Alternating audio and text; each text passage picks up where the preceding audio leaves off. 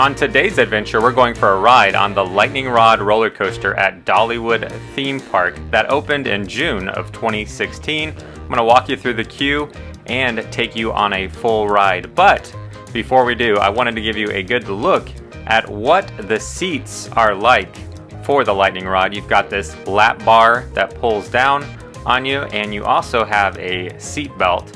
Here's a little bit closer look at the type of seat that they use for the Lightning Rod.